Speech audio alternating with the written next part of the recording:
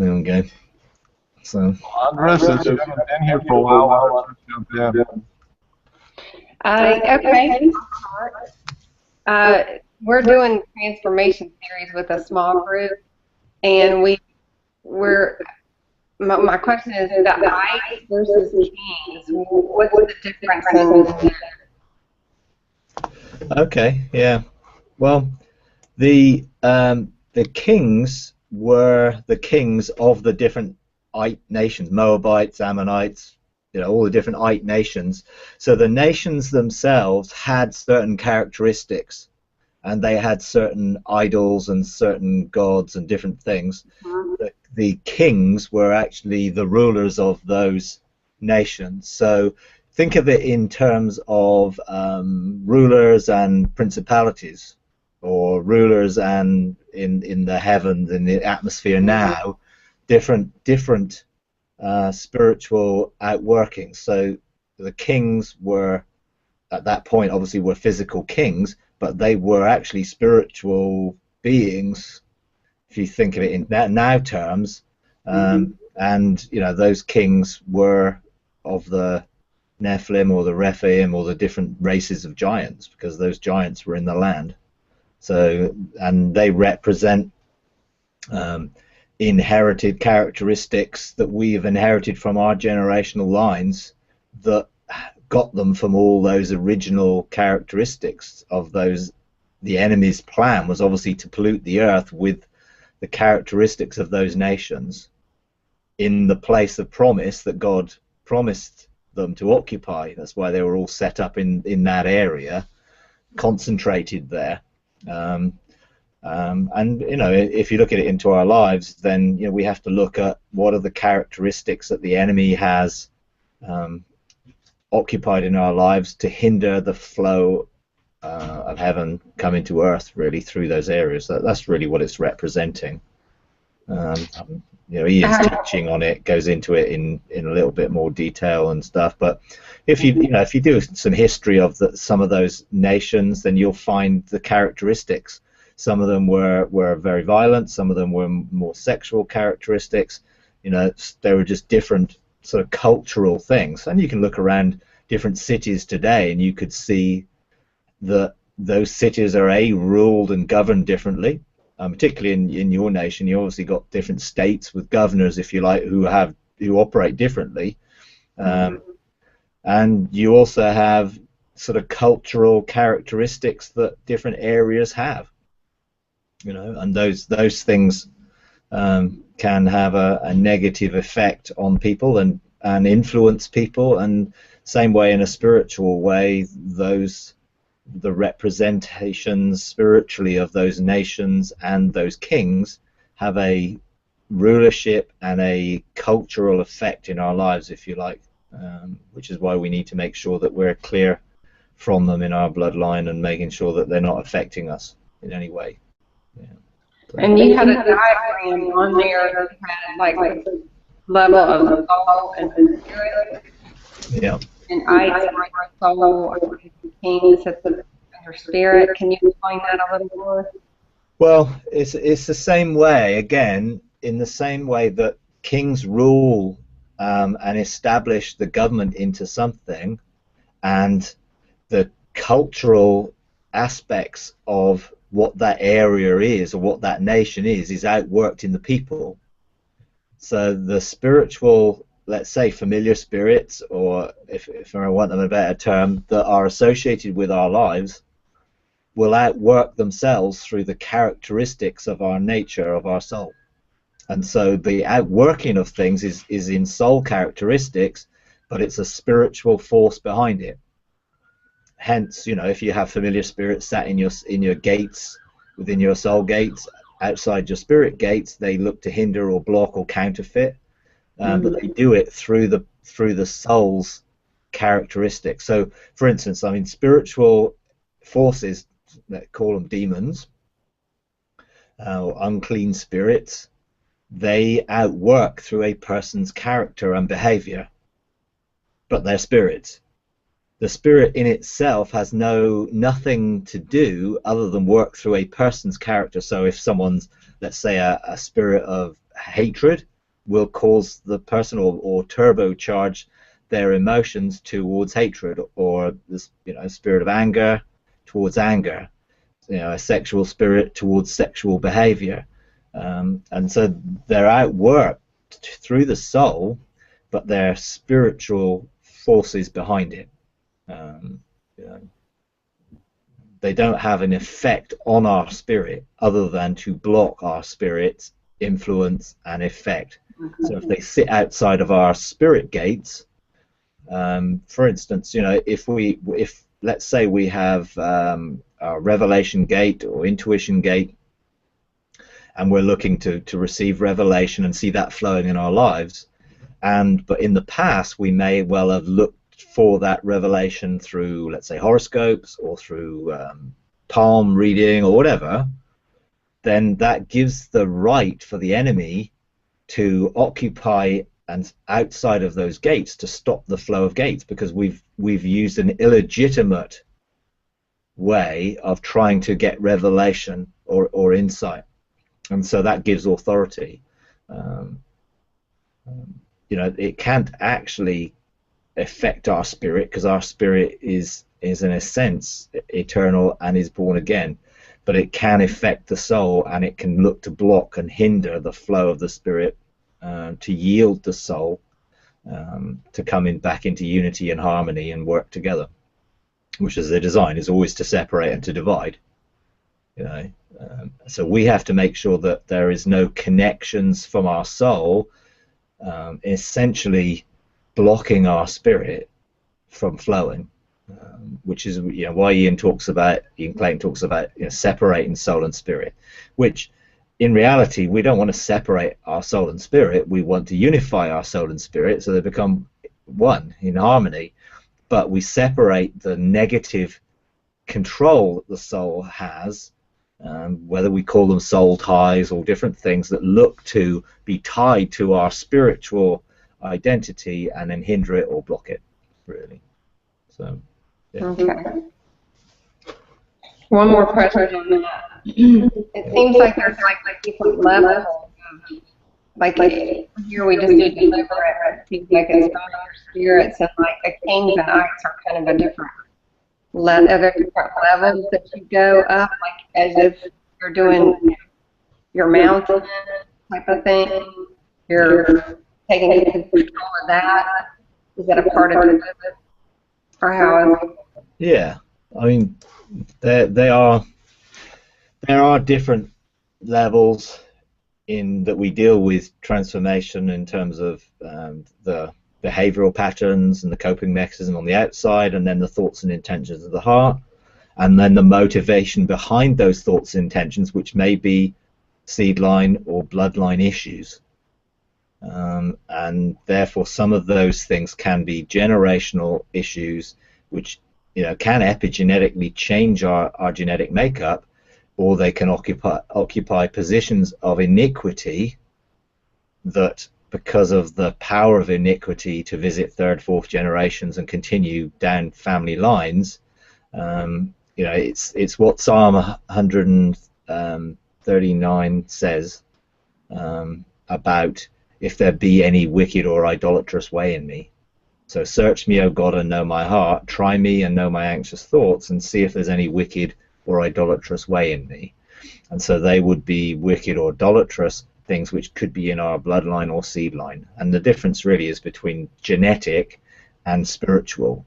So the kings, if you like, would be spiritual powers that operate within our bloodline, whereas seed line things are actual genetic seed from other sources, which may well be within parts of our DNA, and then we can obviously get that cleansed and resequenced. But there are different levels of effect, and there's different depths you have to go to uncover them. It's quite difficult to find these things without first identifying the behaviors and the coping mechanisms and removing them, so that God can get into to reveal the thoughts and intentions of our heart. And then when we recognize those and repent and renounce those things and get them cleansed, then there's nothing for the enemy to hide behind anymore.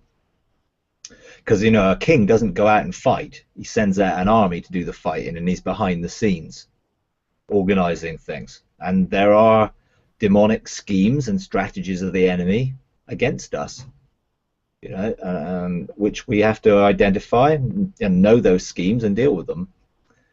So that, in a sense, we want to be able to say, as Jesus did, the enemy's got nothing in me.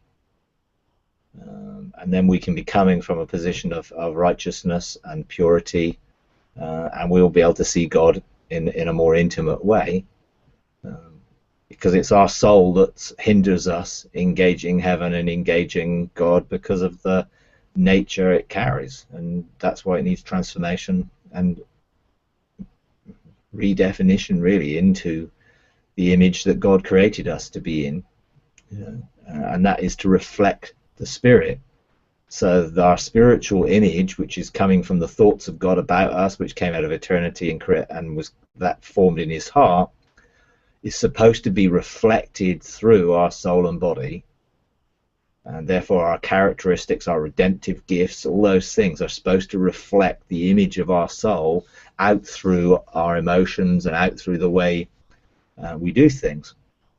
But if everything has been conformed to an image that has come through our upbringing, whether it be trauma or you know, different ways of being brought up, you know, in the sense of, you know, our parents have brought us up.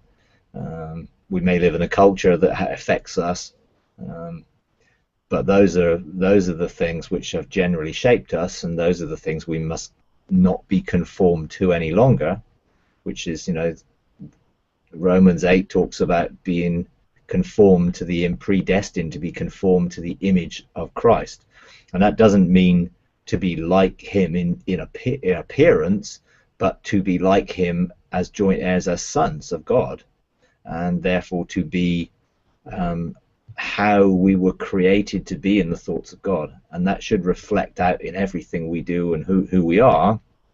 But we need process of transformation to ensure that we're not being influenced by those things that have come through nature or nurture or trauma, but basically our spirit is what brings us the revelation and the encoding, really, of who we really are from an eternal perspective. Yeah. Okay, But, yeah. yeah. Good, thank you. Okay.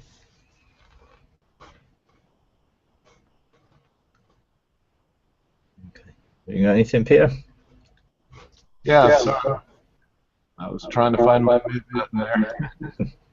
I know you mentioned in several of the hangouts recently about the geometric shape. And I started listening to your last Sunday message where I guess you talked about it. I was not able to watch the PDF while I was listening. So it sounded like you used a diagram and stuff, but I have the cube, you know, like a six-sided thing, and I've seen that Star of David kind of thing on a two-dimensional plane surrounding things. Yeah. My question is, when you see that, how do you engage with it? What are you supposed to do with that? Well, you're asking something there. Well, I think because normally, you know, I wouldn't sort of give that much sort of thing to those sorts of things, and particularly something like Metatrons cube, which has, you know, a whole history of sort of mythological things and you know, what does it really mean and everything else, and obviously, you know, New Age people and others have taken hold of some of that, and it's like, oh yeah, this is this and that and the other, but of course they do counterfeit that which is real, and the shapes and the forms of geometry. I mean, everything that God has created is formed out of the golden mean, or phi, or Fibonacci number sequences. I mean, you know, God is the ultimate mathematician. You know, everything that, you know, people are now discovering, he already put into place. you know, all these guys with great big blackboards full of calculations and equations. They're just discovering what he put in as the laws of the natural laws, physical laws, spiritual laws, whichever you want to put it. They have those things behind them. Now, when it comes to those diagrams, those pictures, recently we've encountered them. I mean, that's really what got my interest. You know, we as a bench of 12, we went into heaven, and we saw our scroll and our book, if you like, and we were looking at, okay, are there pages for the coming year that we need to see? And you know, and 4 or 5 of us actually saw the same type of geometric patterns, and we tried to draw them, some more successful than others, but we were seeing from different perspectives. We weren't, you know, seeing it because it isn't a one-dimensional, two-dimensional thing. It is a multi-dimensional thing, and it's to do with, you know, Metatron is the keykeeper and the timekeeper of heaven, and it's to do with governmental spheres and dimensions and how they interact. You know, you could say wisdom's heights, where the paths meet and where ancient ways are, and those type of things. They're intersections or point of dimensional connection, and so these diagrams and pictures are like that. I do have some that I can show you, and literally they are shapes within shapes within shapes. You know, when you look at them, you can see a cube, but then when you look into it again, you can see the Star of David, and that's made up of overlapping triangles, or actual symbols of mountains, effectively, if you think about it. You know, that's the benches of 3, or mountain authority, and you can see, and you know, when I actually did the presentation the last couple of weeks, you know, I animated the 2 triangles from the reflection of heaven on earth to overlap, and they form the Star of David, what we call it. But I mean, it's essentially a tetraangle, I think, of some sort. But that isn't a one-dimensional, two-dimensional thing. It goes into the dimensions of a sphere or a cube, or into other understandings of it. And so we began to see, you know, what I began to see is into the center of it. And I was looking at, in a sense, the shape, which is the shape in the middle of that. And I was seeing that, and then I began to see, actually, yeah, we have had these pictures or pyramids, and you know, these things given to us prophetically. So I knew something was significant. And then when I was doing some hangouts, people began to say, oh, I've seen this, or I'm seeing this. And then one engagement on a Sunday morning in our worship, I ended up in this cube thing. I mean, you know, I ended up in a sapphire cube. And so I was like, okay, what is this? And it was just reflecting and refracting light. I mean, again, I've got a sort of a little bit of a picture that sort of shows some of it. And I was in that. And I was in there seeing these facets, or manifold, multifaceted wisdom and grace. And I'm in the middle of it, in an encounter, thinking, where am I and what is all this about? So it certainly got me to pursue it somewhat, to find out, you know, what it was trying to reveal. And then I discovered this whole thing of, you know, the tablets that God gave to Moses weren't tablets; they were a sapphire cube. You know, you have we tend to read it from a Sunday school perspective of, well, he gave them, you know, some flat tablets with some things written on. No, he gave them a multi-dimensional cube that within it contained the revelation of how the protocols of heaven work dimensionally. And it contained a whole host of revelatory understandings of how God interacts and how we can interact with dimensions of the kingdom. You know, and again, you know, Moses went up and engaged on the sapphire pavement and was given this sapphire cube, which came from the throne, the sapphire throne of God, and so contains governmental things from the throne of God. And so that's really where some of the symbolism's coming from. You know, there are other sort of pictures of dimensional things that indicate the spheres of government that are attached to the four corners, and are also attached to different dimensions when you look into that, the three. So for me, it came out with a whole series of 3s and 4s, and how 3s and 4s engage together, because you can get 3 plus 4 makes 7, of course, but you can get 3 times 4 makes 12, and you can get 4 times 3 that makes 12, which is the fullness of government. You can get 3 times 3, which is 9, which is the fullness of the number of God, but actually is not the fullness of government, because God has included us as a 3 into his government. So, you know, ultimately, you know, there are other things that you can sort of look at this, and there are dimensional connections to some of these things that, you know, people have, and, you know, and it depends really what you're looking at to what you're engaging with in terms of government, and just how those governments sort of work out in dimensional spheres of influence, you know. So, you know, I think I'm talking about the 7 spirits of God, I think, this week, just to finish off that whole thing of the pattern of the angels, because we're engaging with the 7 spirits of God, and through, you know, colored flags, and through the colored dimensions of that. So I've never taught it, so I'm going to teach it, just so that people will get a better understanding of it this Sunday. But I'm going to show some of those sort of pictures, just as, look, you know, stuff is going on. So if you see this, any of these things, or you know, start to engage with any of these things, then it's an indication that you're being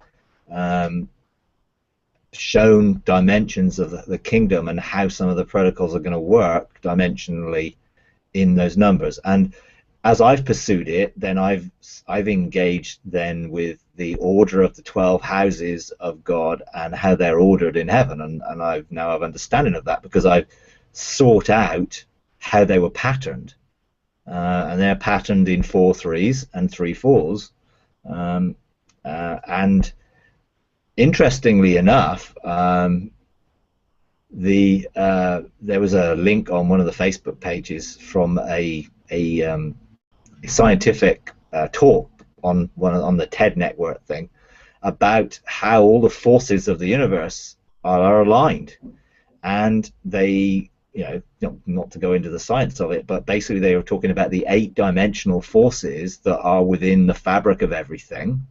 And when you spin them, they actually form the same Metatron's cube shape of dimensions, where all the forces that hold everything together are patterned after, which I guess you'd expect, because they're patterned after the things that God's created. But it was interesting, because it wasn't a Christian talk. It was just a scientist who was giving this talk with some illustrations and diagrams, and spinning around the different forces and different particles and how they formed, and hey, lo and behold, out comes this diagram of these spheres all connected up into this pattern. So I thought, well, okay, yeah, there's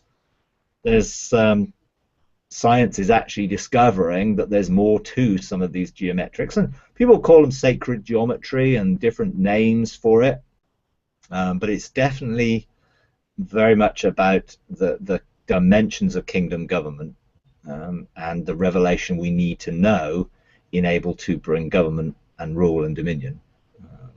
Yeah. So, yeah. Okay. Wow. All right. Yeah.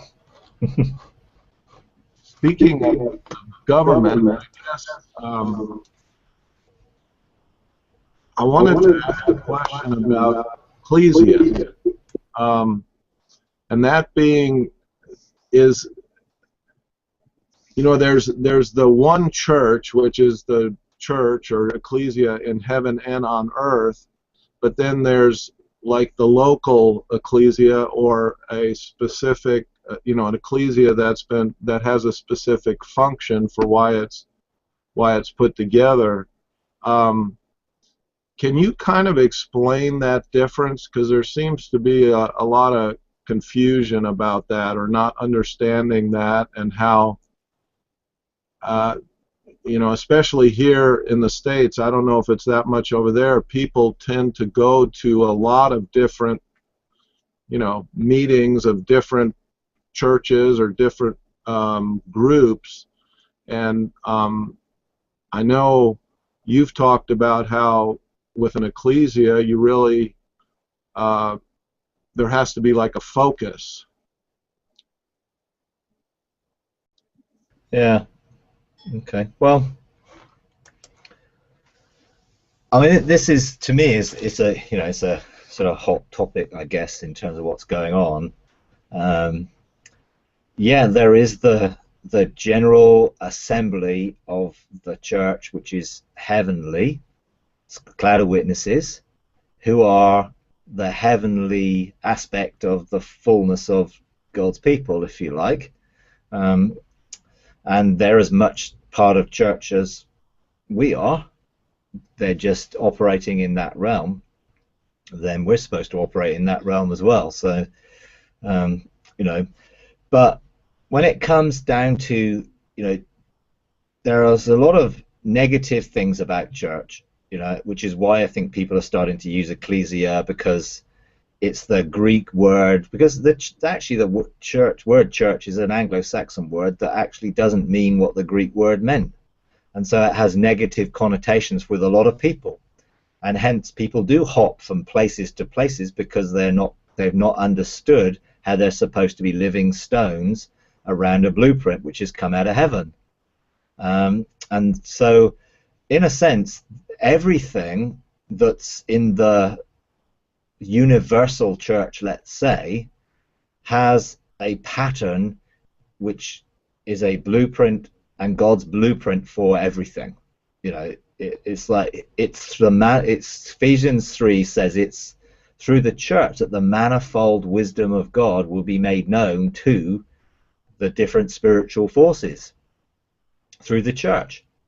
And Jesus said, you know, I will build my church. Well, okay, let's say, yes, he said, I will build my ecclesia.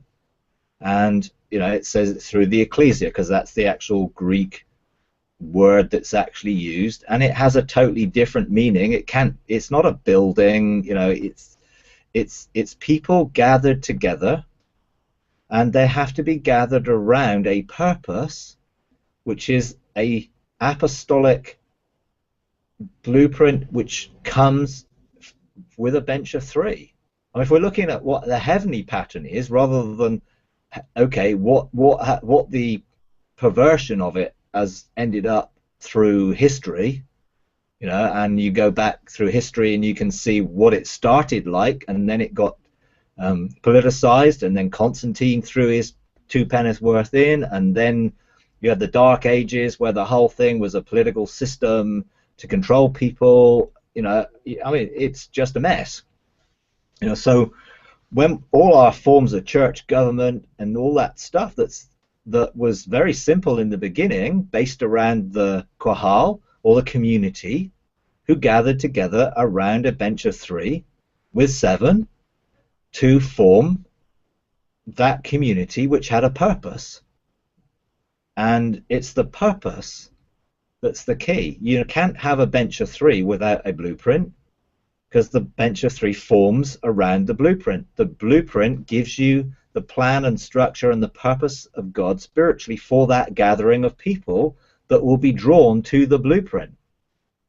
And so take it from the whole thing of, you know, again, in heaven you have God's blueprint, and let's say he has a blueprint for the whole thing, and therefore all of us, every single expression, every single Christian throughout the whole world is part of that blueprint. And if you again look at it and think of it from the perspective of the pattern of government in heaven, you know, we have, let's say, a blueprint that's in the realms of heaven,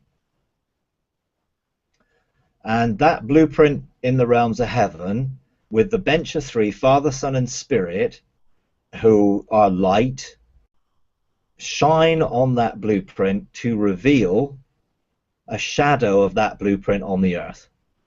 Now, you can think of that in its global sense. That sort of shadow is supposed to be filled by every expression of every Christian, and every gathering of Christians around the world are all part of fulfilling that blueprint, and they're all living stones within that overall blueprint. But we know God operates fractally, so everything is patterned after the same. So yes, that is the global, but also you will have that maybe for a nation.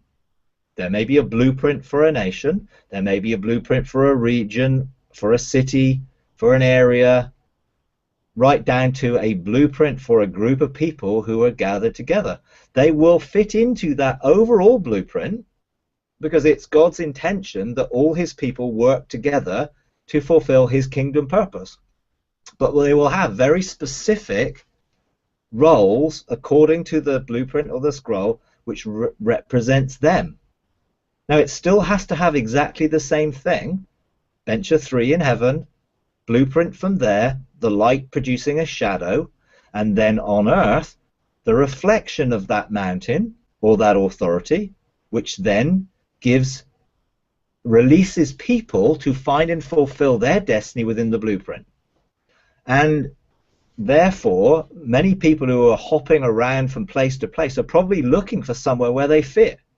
They're looking for, does my destiny resonate with the vision or the blueprint or the shadow of this place?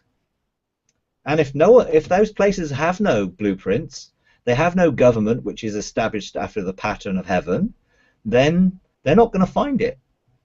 Ultimately, they may well be part of an institution. They may well be part of an old order of things who are still operating in that old order, but they're not going to find it if they don't find something that looks like heaven on earth. And that's why people are searching. They're looking for something. They're looking for their destiny, and they're looking for a place where their destiny can be outworked with others in unity and relationship, coming together for that blueprint. And so, you don't want people who are not part of the blueprint. Not saying you don't have a relationship with them, or you don't have anything to do with them in sense of equipping or helping them in other ways, but you really want to see who are the living stones that are to occupy that shadow and to build together in relationship. But the relationships are not just, oh well, we like each other. Yes, it's great, it's all based on love, but it's based around a purpose. It's about government. When Jesus said, I will build my ecclesia and the gates of hell will not prevail against it, he was talking about a battle. He was talking about a fight. He was talking about government, establishing the kingdom on earth as it is in heaven. So, the blueprints in these things, we need on earth, benches of 3. Our lives are, of course, have a blueprint. So you could say ultimately, in terms of God is the Father, Son, and Spirit over our life, and he's given me a blueprint in my life that has a shadow on earth that I need to express and outwork. And then as my body, soul, and spirit come together in agreement with that as a bench of 3 in my own life, then that can be outworked through being that reflection, being in the image of Christ, if you like, on the earth. The same would apply to an ecclesia of people who are called to gather together around the blueprint and called to outwork that blueprint on earth as it is in heaven. So to me, you cannot have an ecclesia without a blueprint, and you cannot have an ecclesia without government. And now many things that are called ecclesias or churches, God is going to disown, because actually they are not. They are not looking like him, and what his grace has been available on them so that they can pursue becoming like him I think we're going to see in this next season a whole host of things where God says that doesn't look like me. Now, he's not going to do that to people who have no understanding or no idea what we're talking about. He's going to challenge people who have revelation and are rejecting him. Those that want to have their own system, those that are not willing to change their governmental perspective, to change and be like God, but they know that there is a river to cross and a new place, but they don't want to do it. Just like the generation that stayed in the wilderness. And even those that saw some of it, some of them decided they weren't going to live in the land. So that is coming. So when it comes to Ecclesia, you know, it will be bandied around a lot. And if you are to be a living stone whose destiny is to be outworked in that Ecclesia, then you will no doubt have the mountains of your life that will connect and associate with the mountains, the 7 mountains, or spheres of government that Ecclesia has. Because each Ecclesia will have 7 spheres of government, 7 mountains that they have to administer and begin to bring the government of God through. And so you'll find that people will be drawn to the resonance, the frequency, the sound that's being released from the blueprint and from the bench of 3 who carry that within their hearts, that people will be drawn to that. If people think, well, I want to be part of 2 or 3 Ecclesia and it's okay because I can just do that, actually they don't understand what an Ecclesia is. There's a commitment that needs to take place for you to be a living stone joined to other people to fulfill an outworking of that shadow of the blueprint. You can't be unaccountable and, well, I can just drift wherever I like. You need to be committed. And therefore, those that say, well, I'm part of 3 Ecclesias and I go here for this and I go here for that, really, they don't understand. And what they're probably doing is connecting with 3 groups that none of them are actually Ecclesias from a heavenly perspective. They may be people who are gathered, but people gathering together is not an Ecclesia. Just because you gather doesn't make you an Ecclesia. For a start, you have to have a bench of 3 and you have to have 7 to form 10. No Ecclesia can actually form without 10 in essence. So just 2 or 3 people are not an Ecclesia. They can begin the process of forming an Ecclesia by getting a blueprint and a mandate, and then begin to outwork that by releasing the sound to draw other people. And I'm not, our vision statement or mission statement as an Ecclesia here is to help people find and fulfill their destiny.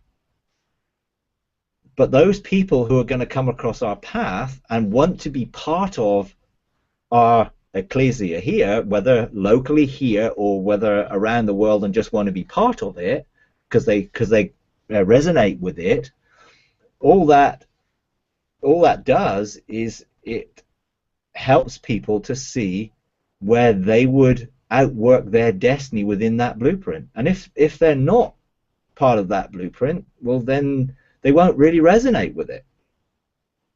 They may well resonate with a person, or they might like a person, or they may be drawn to something because it's got some good worship or something like that, but that isn't the reason for being part of a church and being part of an Ecclesia. You don't go because it's got good children's work, or it's got good worship, or it's got good teaching.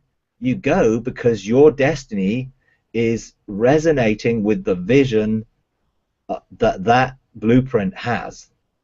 That's what you make your decisions on, not on whether you like it or not on whether it's comfortable or not on any of those things. It's about, do I resonate with this blueprint? Can I fulfill my destiny here? And there are many people who are in institutional places who will never fulfill their destiny unless they get out. Because just like Jacob, his destiny was under the open heaven of Bethel. And when he refused to stay in Bethel and outwork his destiny, and he chose to leave because of expediency, because he needed pasture for his flocks, and there was none up on the hills and up on the mountains, then he then basically cursed his family. And everything that happened with his family and all the stuff that happened subsequently was a result of him in that place. And there are many people who are in the wrong places, and you cannot fulfill your destiny if you're in the wrong place. If your destiny is associated with a vision for a city or a region and you're not there, then you can't fulfill it. I'm not saying that there cannot be spiritual destinies that can be connected virtually, if you like, in terms of some of the stuff we're doing, but you still have to be a part of that, because that vision will have a global vision. You know, if you just have an ecclesia which has a vision for a square mile and your vision is for a continent, then you're going to struggle to outwork that and to be understood and to be supported and encouraged in the outworking of your vision. And so many people are stuck. And I know the loyalty issues and I know the friendship issues.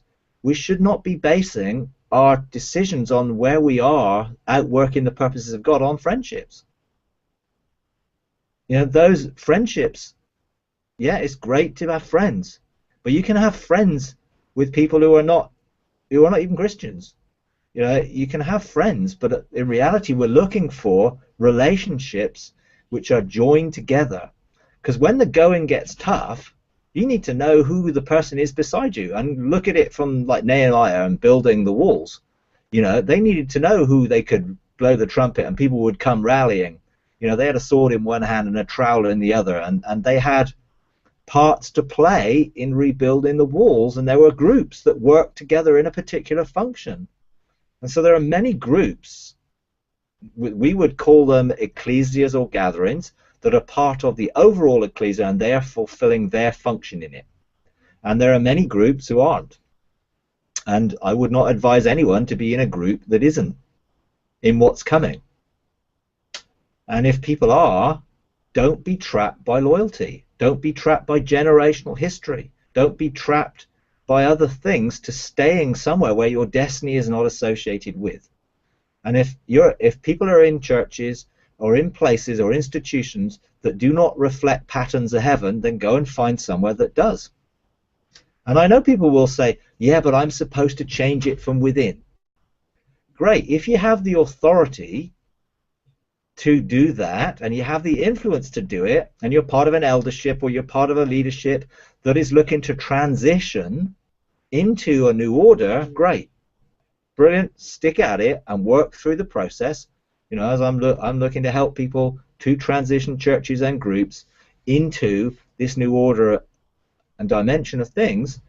But if you're someone who normally just sits in the pew and does your bit on a Sunday or does a little bit of this and a little bit of that, and you've got no influence, then, to be honest, you're on a hiding to nothing. And by trying to change something against the wishes of the leadership, actually you're in danger of manipulating things. So it's better to actually say, God, lead me to the right place. Let my spirit resonate out there and let me connect with those who my destiny is connected with. Doesn't mean I don't have to break relationship with people or whatever, but we're looking at this from an eternal perspective, and if we want an eternal reward of outworking our destiny and being faithful, then we need to be in the right place to do it. You know, whether that's a physical place or a spiritual place, we need to be in the right place, because that is where we'll be accountable for what we do. You know, so you know, there's a whole thing around this, whatever. You know, some people will be using the term very loosely, because they're frightened of commitment and responsibility and accountability. And some people will be using it actually very rigidly to reinforce an old pattern of what it should be.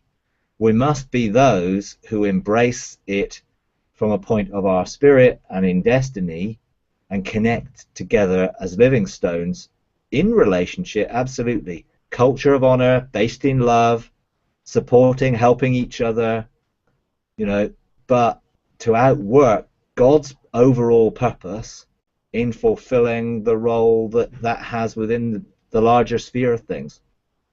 And some ecclesias may have a 1 square mile thing where their everlasting doors is engaged. Some may have a much wider, and those that are called to establish cities of refuge will have a major governmental role to play in shaping the history of cities and areas. And some people, that's what their destiny is. But that will be part of their blueprint. That then they will look to work to outreach. They're not going to do it in day one, but it will be part of the DNA that drives them, that motivates them, that creates the pattern and shape of everything that they do, because it's about growing into and filling that shadow so that that shadow can be fully functional, really.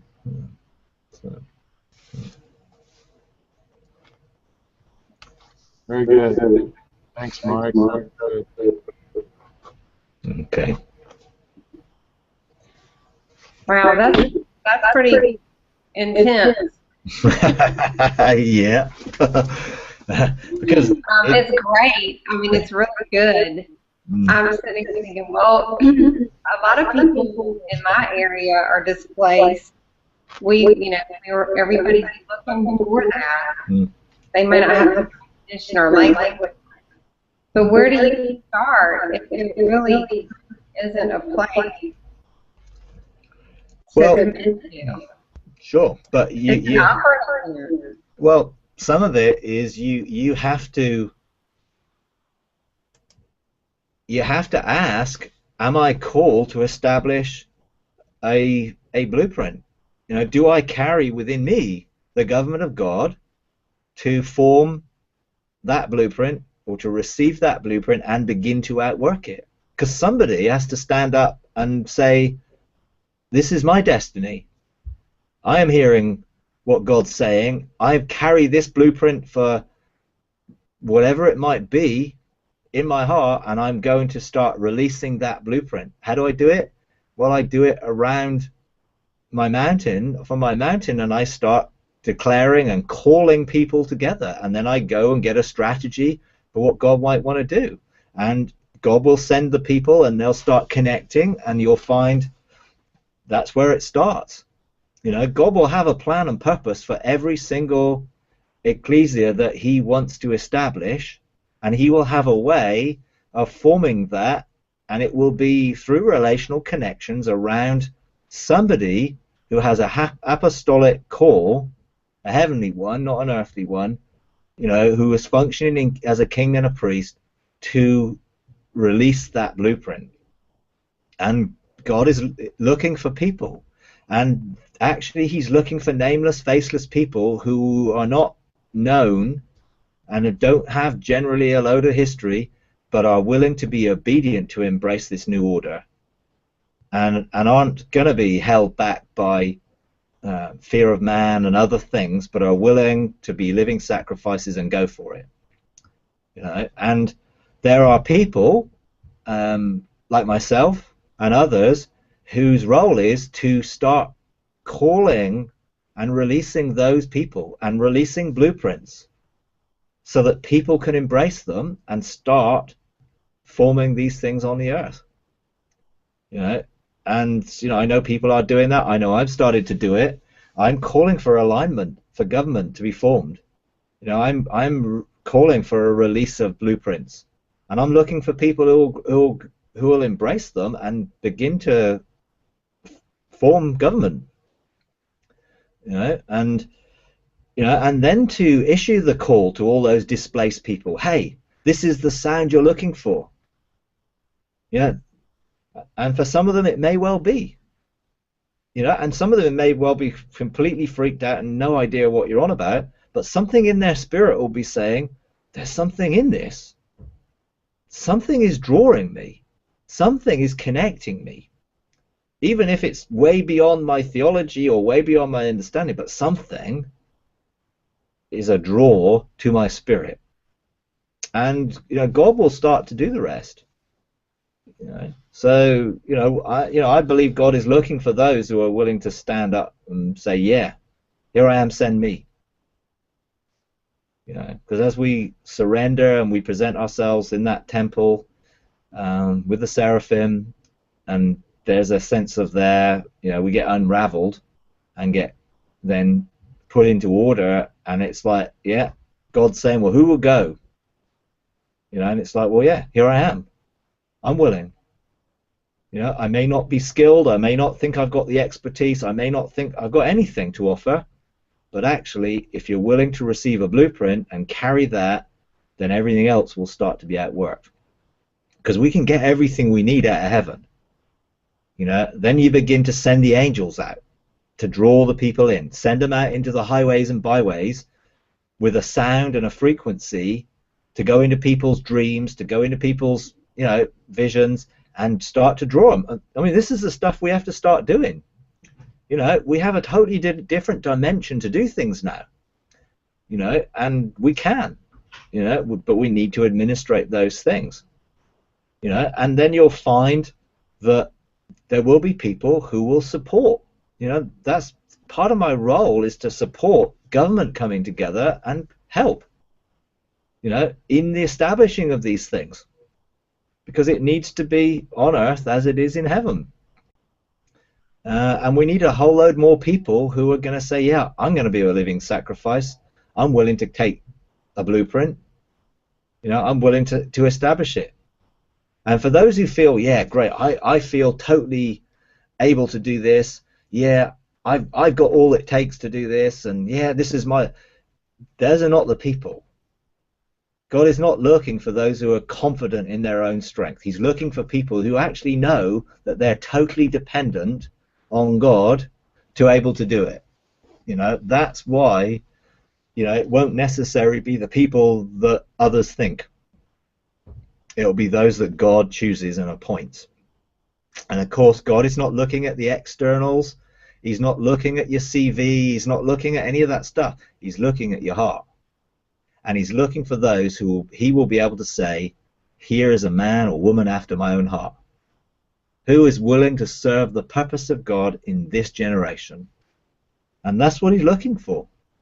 And that's the sound of deep calls to deep that's going out. That's the sound which is reverberating, and that's the sound that people are starting to get connected and drawn to. And that's, for me, is an exciting thing. So that's my, I'm looking for that. I'm doing stuff to see that established as much as I can. So, Andra, if you have a whole load of people who are dispossessed, then you need to go and ask God, is there a blueprint for this? And serious. I'm being serious. Just ask him, is there a blueprint for this, for our area? Yeah, I will do that. I've actually been asked to start some Bible studies, some groups, be a part of some groups. So I don't know if that's God called me. Maybe. Hey, this is what I'm called to do. Because I certainly don't feel equipped. Yeah. But you see, what you don't want to do is do something old. Right. Don't embrace an old way of, well, I'm going to do a Bible study. Actually, no, encounter God. Right. That's open up heaven. Step in and engage God. Get the angels to be ministering. We have to do things a new way, and that will be. And for some people, they'll be like, I don't want anything to do with that. And others will be, I've been looking for this all my life. And those are the people you want. Those are the people who then are going to be, they'll be part of the bench of 3 that forms. They'll be part of the 7 that forms. They will be those who know their call. They may not know much more than you do, but that's why I want to produce the resources to be able to equip churches to be able to transition people and take people from the basics. In a sense, all you have to do is recruit them for a beta group for the Engaging God manual, and take them through what you're going through. Yeah. because you can take them through first principles to embrace it. You know, that's why I'm producing it, to help people and to help groups have something to work through from basic discipleship in these things. You know, yeah, with a vision and a purpose that we're going to be part of what God is doing through the earth, but you don't need to know much more than those that are behind. You just have to be a couple of steps ahead to be set in the direction and pointing things. So that would be my encouragement. If there's a group of people who you feel God is calling you to connect with, you know, look to see what is it that I need to have to connect them. I mean, you've obviously got a group of people who are going through the transformation series. Well, hey, that's a huge foundation for what's going to happen. You know, I mean, it's that type of, you know, thing. Some of it is just, okay, what is God saying, and am I willing? Because He will be calling people to do it. He's just looking for willing people who are willing to say, yeah, I'm willing to be that person. I'm willing to be a living sacrifice in this, even though I definitely don't feel equipped. Yeah. We don't need to be equipped to the old. You know, there's that phrase, I've used it a few times. God would rather have an amateur in the new than a professional in the old. Because He's looking for willing people who He can shape and mold and transform, not rigid people who want to do it their own way. That's good. Because your blueprint will determine what it looks like. You know, not history. So, there we go. Anyway. Thank you. I'm really thanking God on that. Okay. Yeah. Mike, one more real quick question. You just put out or made the announcement that the deep calls to deep conference is available. Yeah. And I saw that you had 14 sessions. The ones that we have here, we've only got like 9 or 10. I'm wondering where you have that extra session. It's the same material. Obviously, there's the extra material I did with Andra in her house. There are some sessions which we've split into 2 because they were you know, two following on things to make it more manageable for people. You know, the largest sessions are still 2 hours, some of them. You know, so, but there's one that was just an exercise, you know, that we did. You know, so you know, it's the same basic material. It's just actually put into a sort of a format that is a little bit more accessible for people. So there's nothing different in it, basically. You know, and you've got that material anyway, so you know you don't need it any, you know.